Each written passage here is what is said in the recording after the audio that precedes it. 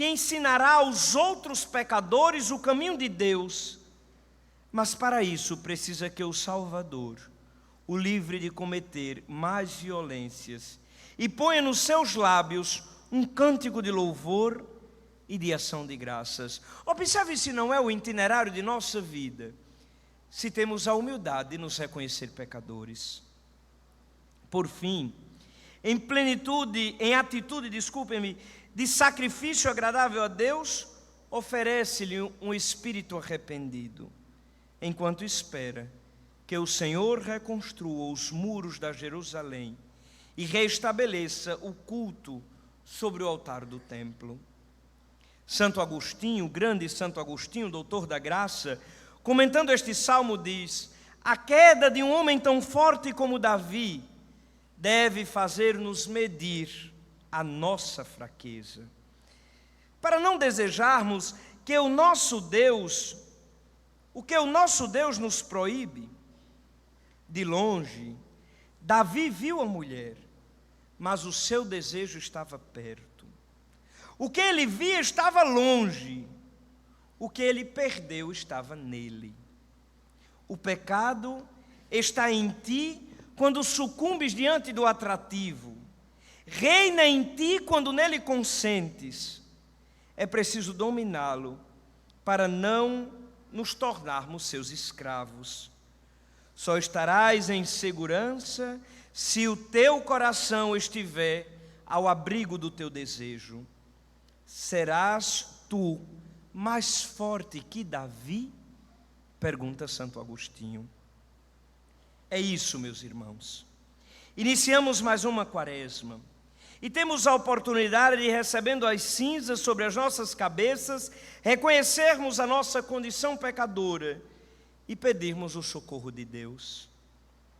Pedirmos que Deus nos dê nova chance e nos admita às fileiras dos indulgenciados por seu amor misericordioso.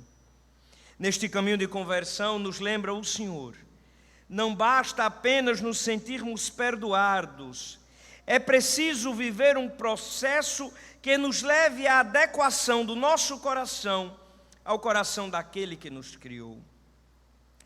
Há um grande padre da igreja do século IV chamado Evaglio Pontico, que fala muito bem sobre as paixões da alma. E lá, este grande pastor de almas vai nos dizer: se nos deixamos levar pelas paixões de hoje, jamais conseguiremos ser fortes diante das tentações de amanhã. No Evangelho de hoje, Jesus nos propõe a vivência de 3 expressões típicas da piedade judaica.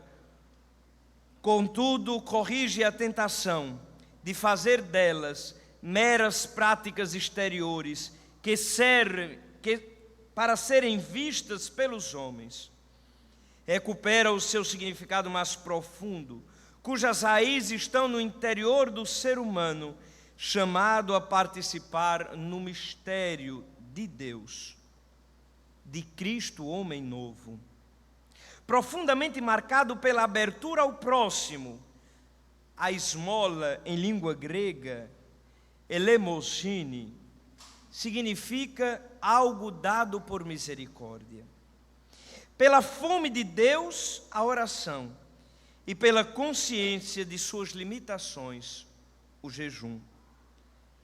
Apesar de não se poder estabelecer uma hierarquia para dizer qual destas práticas é mais importante, pois as 3 estão intimamente relacionadas, o Senhor chama a atenção porque inicia pela caridade, pela esmola, pois esta é a expressão mais concreta da fé, manifestada na oração e no autodomínio, no jejum, que é o grande bem que alguém pode realizar a si mesmo. Fazer a caridade, a esmola, tenhamos clara consciência, não é um bem para o outro simplesmente. Muito mais do que isso, é um grande bem para aquele que a pratica.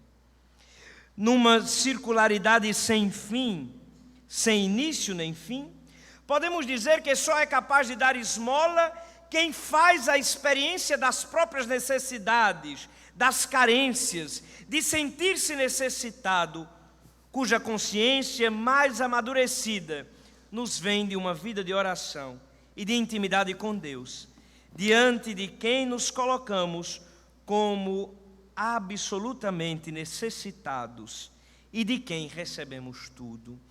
Não há como separar a caridade do jejum e da oração. Por sua vez, a intimidade com Deus, a oração, nos leva à lucidez de que somos criaturas cuja liberdade constrói-se à medida que aprendemos a renunciar até a pequenos bens para alcançar a bens maiores, a eternidade.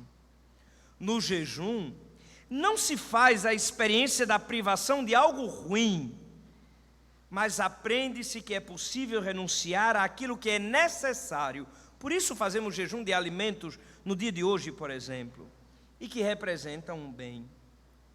Portanto, se é possível renunciar a um bem, quanto mais não será necessário e possível renunciar ao mal.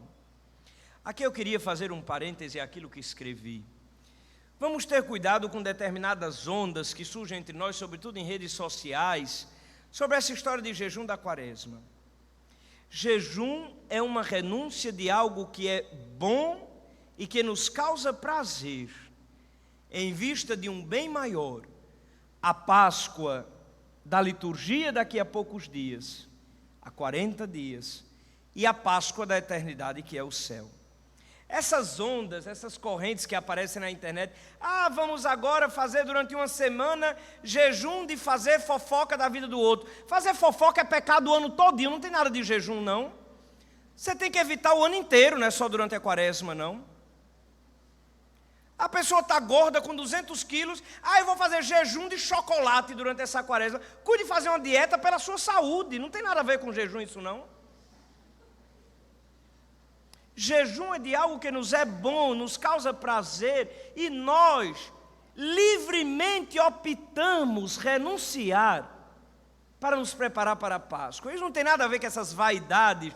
Também não é coisa que a gente faz para botar uma placa na testa e sair dizendo a todo mundo. Camarada resolve anunciar Coca-Cola, todo lugar que chega, ninguém ofereceu nem água ainda, a pessoa diz, Coca eu não tomo porque estou na quaresma. Isso não é jejum, isso é amostração, é diferente. Tem nada a ver com os propósitos da quaresma. Penitenciar-se é em silêncio, renunciar a si para agradar a Deus. Obviamente, jejuar não significa privar-se de algo que é bem, que é bom, somente para si, se este bem não se perde, mas se este bem transforma-se para o outro em dom. Esta é a esmola verdadeira. Não é a do que sobra e não me serve, mas a partilha solidária daquilo que eu tenho e que posso colocar a serviço do outro. Esmola, jejum e oração são como que um tripé para sustentar o processo contínuo de conversão que se dá ao longo de toda a nossa vida. É preciso uma mudança de mentalidade, a metanoia grega, da qual falam os evangelhos, e de atitudes em relação ao próximo, o suar hebraico que Jesus tanto falou. É preciso ir mudando a cada dia, querendo ser melhor a cada dia, para que o coração consiga plenamente agradar a Deus. Quando as mãos estão comprometidas e ocupadas com o outro através da solidariedade, não há tempo de tocar trombetas para chamar atenção para si. A verdadeira intimidade com Deus, a oração, impede a tentação da ostentação teatral de uma religião vazia e a explosão em vitrine de uma falsa piedade. O autêntico jejum nos faz vencer as amarras e todo tipo de dependência, tornando-nos capazes de decidir com liberdade e, portanto, nos dá a verdadeira alegria que se irradia como um perfume que se expande irresistivelmente. de tudo, Jesus deixa então algo tão claro: a vida interior exige intimidade. Não parece então uma palavra pleonástica? Na prática, não. Nosso Senhor adverte a tentação de querermos viver a vida interior para sermos vistos pelos outros. E somente na intimidade se é capaz de ser quem se é para quem se ama. Não diante dos outros, mas intimamente. Nos ajuda ao longo deste percurso olharmos a Virgem Maria, a Senhora das dores, da solidão, da piedade e das angústias. Predileta de Deus, Nossa Senhora tinha, como diria São Luís, a concentração de todas as graças e dons que Deus reservou para a humanidade. Mas a sua vida foi de renúncias. Renunciou aos prazeres, aos prestígios, ao conforto. Renunciou a uma vida pacata e se colocou em caminho de Via Crucis.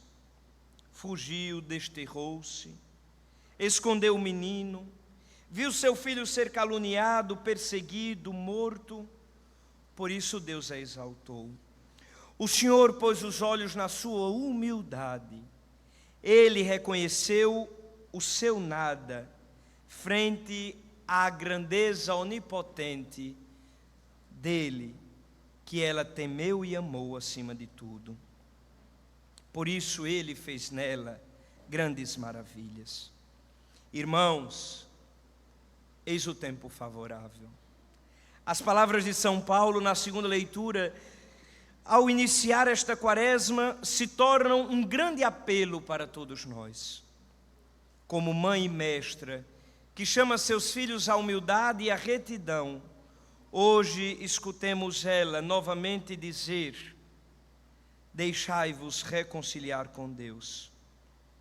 Ele é bom e justo, misericordioso e inclinado a perdoar. Amém.